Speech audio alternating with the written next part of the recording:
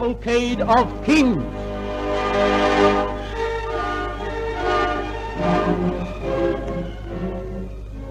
Edward the Sixth.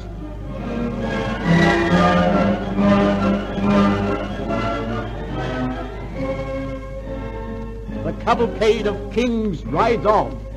The grotesque bulk of Henry VIII casts a gigantic shadow as he passes over the borderland, and the frail figure of his son, Edward VI, approaches. Edward was born at Hampton Court on the 12th of October, 1537, his mother, Jane Seymour, dying 12 days after his birth. 10 years later, his father also died, and on January the 21st, 1547, Edward was crowned King of England.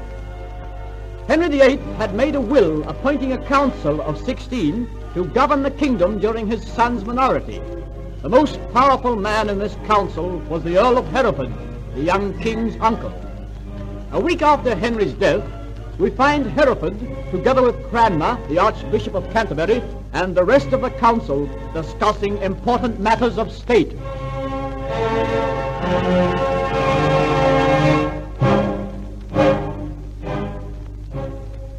And now, my lords, we come to the matter of the late king's will, which requires his executors to fulfill whatever promises he made during the last months of his life. And many of the nobles are wondering what these promises might be, my son. My Lord Bishop, the late king made many verbal promises of promotion and gifts of land to those of us who had served him truly and well. All very agreeable to the parties concerned, my son. Might I ask who the fortunate ones are? There are many who will benefit, my Lord Bishop, providing the king's spoken promises are fulfilled. My brother Thomas and I are among the fortunate ones. Yea, I remember our king one day promising to create you Duke of Somerset and your brother a baron. That is so, my Lord Bishop. And I see no reason why the king's promises should not be fulfilled, my son. What say ye, my lords? Remember that many of you also will benefit richly by them. Are we agreed upon this matter? I thank you, my lord. We but keep faith with our dead king, my son, by carrying out his last wishes. We must also keep faith with his son, good priest. Poor Edward, such a frail bark to sail the stormy seas of monarchy. You, his uncle, will ever be at hand to steer the bark to safe waters, my son. Good Father Cranmer, I would lay down my life for the boy. The Lord Protector of England expresses a noble sentiment. Mere words count not at all. Judge me by my deeds, by the things I do and the things I leave undone. I will ask of ye all no mercy, but that ye judge me fairly. Oh, my son, we are not gathered to sit in judgment upon you, but to try to govern this glorious country together. You as Lord Protector, we as members of your council. And it behoves each man of us to strive at all times to do that which is right, so that when we hand over the reins of government to our king, we can do so with a clear conscience and heart satisfied that we have done our best. Thank you, good priest, and you, my lords. A cause must needs be victorious when unity is the keystone of its structure. And now I would discuss with you all a matter which is vital to our cause. I refer to an alliance between Edward of England and Mary of Scotland. The young queen will soon be of an age to marry, and I like not the thought of Scotland becoming allied through her marriage to a foreign power. It would be a constant menace to England. I agree with you, my son. But would an alliance with England find favor in the eyes of the Scots? Oh, certain factions may not favor it, my Lord Bishop. It may even be necessary to send an army across the border into Scotland to subdue these malcontents. Aye, and I'll do it too. Bloodshed. Always bloodshed. Good priest, a nation rises to glory upon the blood and bones of her brave sons. Alas, it is also contrary to the teachings of the God of love. And yet, 'tis love, the finest, greatest, and best love of all, that bids men go forth and make the supreme sacrifice for the peace and honor of their motherland.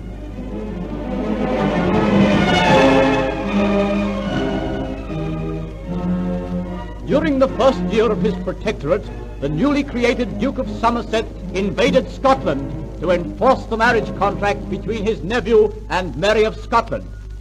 In the Battle of Pinkie, the Scots were utterly defeated, and Scotland lay at the mercy of the Duke. But his presence was urgently needed at home to put down the treacherous intrigues of his brother, Sir Thomas Seymour, now Lord High Admiral of England. At the moment, we find the young King Edward awaiting the arrival of his uncle, the Duke. Edward is playing battledore with his stepsister, Princess Elizabeth, in the palace gardens. If there's Edward, 'twould seem that I should be clad in doublet and hose, and you in skirts. Would that I had half the zeal in games that you possess, Bessie. But 'twould seem that the cursed malady which eats my breast has turned my blood to water, my bones to pulp. My poor Edward, come, let us rest on yonder stone bench. You're not yet strong enough for rough play. Sit ye down, my poor lamb, and Bessie shall fix a cushion for your head and one for your feet. There, 'tis done. Sweet sister, sometimes ye can be as gentle as a dove, sometimes as rough as a common soldier. And which Bessie do ye prefer, sweet brother? I prefer the dove, but a dove cannot rule a strong, warlike people.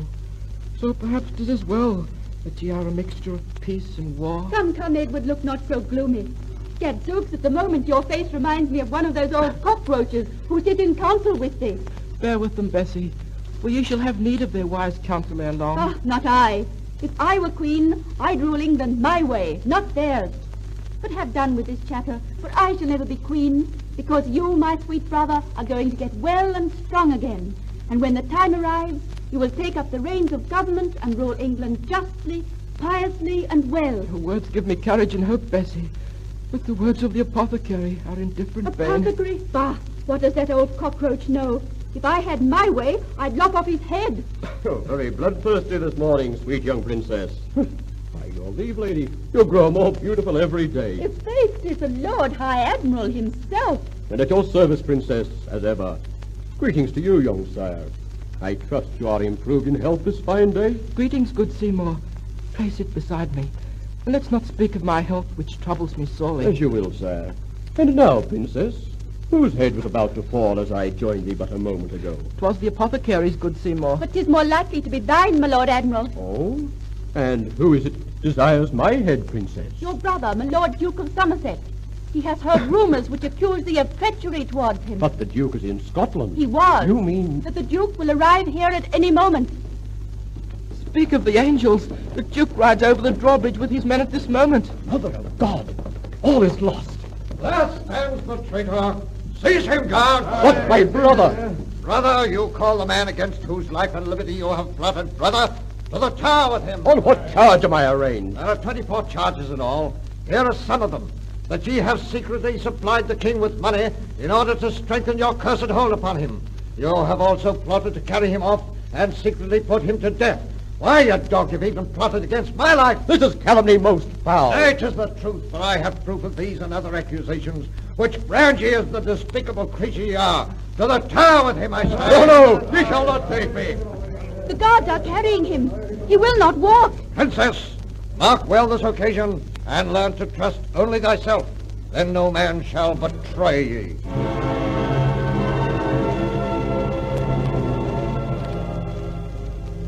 Lord Seymour was beheaded, a fate which later overtook his brother, the Duke of Somerset. This was brought about by the intrigues and treachery of the powerful Earl of Warwick, who was later created Duke of Northumberland. He had great influence over Edward, and soon the government of the people fell into his hands. His one aim was to secure succession to the throne for his own family. And at the moment we find him at the bedside of the young king, who is dying of consumption.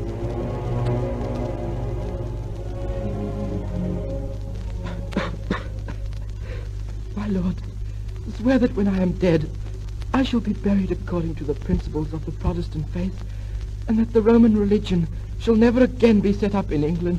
Sir, think ye that when Mary ascends the throne, she will permit the Roman faith to die? She with her mother's gloomy temper, she who has always hated the Reformed religion, connecting it, as she does, with her mother's sufferings? No, sir. When Mary is crowned Queen of England, her first act will be to revive the Roman faith and to put to death all who have supported the Protestant religion. And what of my sister Elizabeth? She is not to be trusted also, sire. being as she is changeable as the weather. In God's name, then, my lord, what am I to do to prevent England falling under the sway of the Pope again? There is one way, and only one way, sire. You must set aside both Mary and Elizabeth and assert your right to appoint a successor. Is there one of royal blood whom I can trust? There is, sire. Tell me quickly. Lady Jane Grey, your cousin, who is descended through her mother from Henry VII. Lady Jane Grey. Yea, sire, she is a Protestant, and a good and pious girl who is devoted to her religious duties. But Elizabeth and Mary are my sisters. Your stepsisters, sire. But I... Sire, unless you appoint a successor other than Mary or Elizabeth, that which you dread will surely happen, and all the work of the Reformation will have been in vain. No, no! England must never go back to the old ways. Good Northumberland, have a device drawn up that I might sign it appointing my fair cousin, Lady Jane Grey, my heir and successor to the throne. And I pray God that she will protect and foster the reformed religion and govern my beloved country wisely and well.